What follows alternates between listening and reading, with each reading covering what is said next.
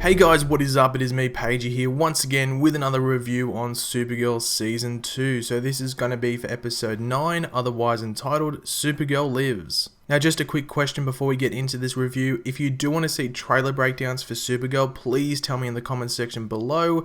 And yeah, so do it quick, especially if you're one of the first people watching this video, so I can get cracking on making one for episode 10. Now this Supergirl episode was directed by Kevin Smith, who has previously directed 2 episodes of The Flash, one in season 2 and one in season 3.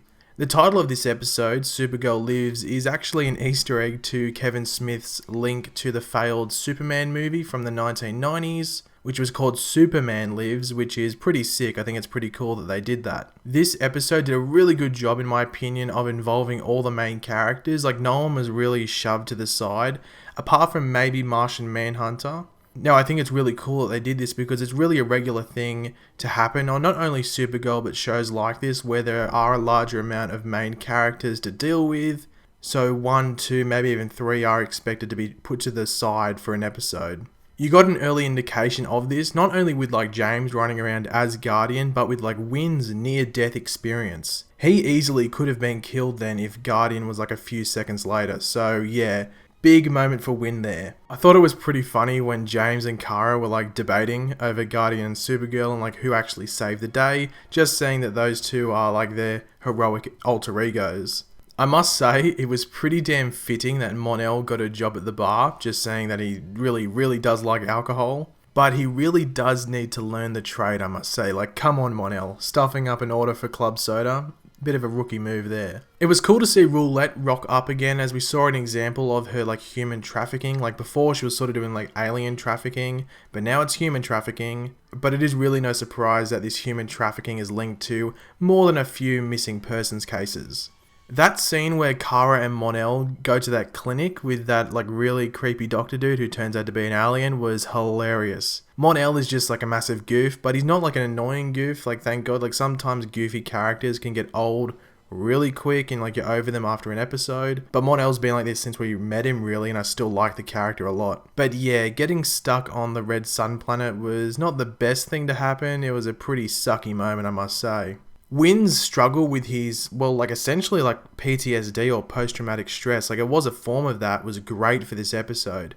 And also great for his character, seeing that he can just be seen as like the comedic character of the show sometime, or actually most of the time, might I say. So giving him this storyline where, you know, you actually get to see more emotions from Wynn and more like sides to him, I think was really good for the show. We do actually hear Mon-El name drop Thanagarian's Snare Beast, which is actually the name that Kevin Smith gave to a giant spider in his Superman Lives script, as the producer of the film was obsessed with giant spiders. I'm not kidding. So instead of just calling it Giant Spider, Kevin Smith came up with the name Thanagarian Snare Beast. And obviously Thanagarian has some links to Hawkman and Hawkgirl, but we're not going to go into that right now. We finally got to meet the elusive Izzy on the planet, revealed as Doria, or Slaver's Moon as they're like swapping between calling it.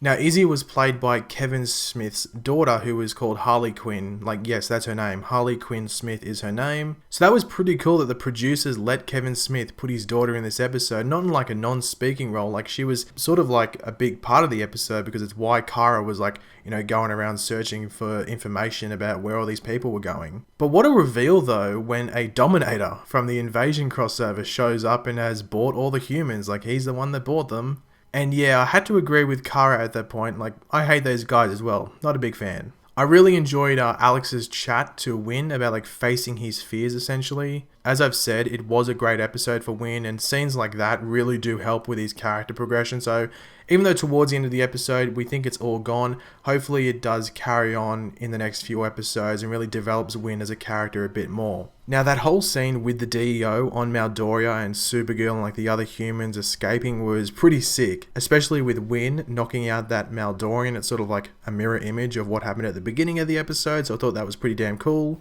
But a massive reveal in this episode, which sort of connects with the end scene, which we'll talk about later, which went by really quickly, but it's when the Dominator keeps Monell alive. Like, he stops that Maldorian from shooting Monell, and then the Dominator goes on to bow towards Monell. So they basically just confirmed essentially that Monell is either a Daxam prince or some form of royalty from Daxam. Now, this has been a thing that's basically been like talked about since that episode where we see Daxam and like Mon-El escaping, because it was weird. Why would the royalty dude send like a servant away? Like, you think it'd be the other way around. Like, why would they send some servant away? So yeah, they basically confirmed that Mon-El is royalty from Daxam, but I'm hoping that they stretch it out a bit and leave it for a few more episodes before they jump straight into it. Obviously, we got a Danvers scene at the end, which is obviously Maggie Sawyer and Alex Danvers' relationship. It went from like great at the beginning of the episode to a bit of a rocky relationship in the middle, and it all gets reconciled towards the end. But big reveal that Maggie knows that Kara is Supergirl, because Maggie's not an idiot, I guess. So yeah, now she knows.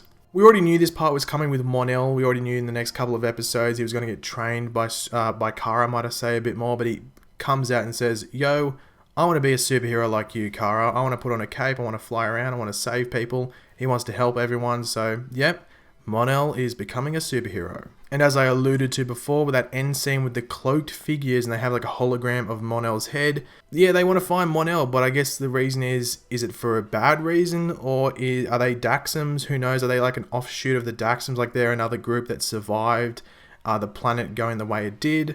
So I think that's going to be an interesting storyline throughout the rest of this season, and I am looking very much forward to it. But overall, I thought this was a solid mid-season premiere for Supergirl.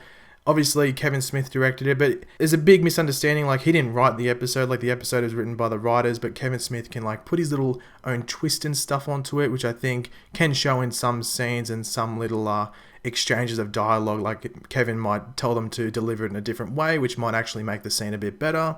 But Kevin Smith is basically 3 for 3 in regards to his directing on these shows. So I think he should definitely come back for more episodes, might I say. Maybe give Arrow a go next time. But thanks for watching, guys. If you did enjoy the video, it'd be very much appreciated. If you could leave a like on it, let me know in the comments section below what was your favourite part of this episode. And also, do you want me to do trailer breakdowns for Supergirl from now on? And if you are new around here, make sure to subscribe. I'll catch you later, guys. Goodbye.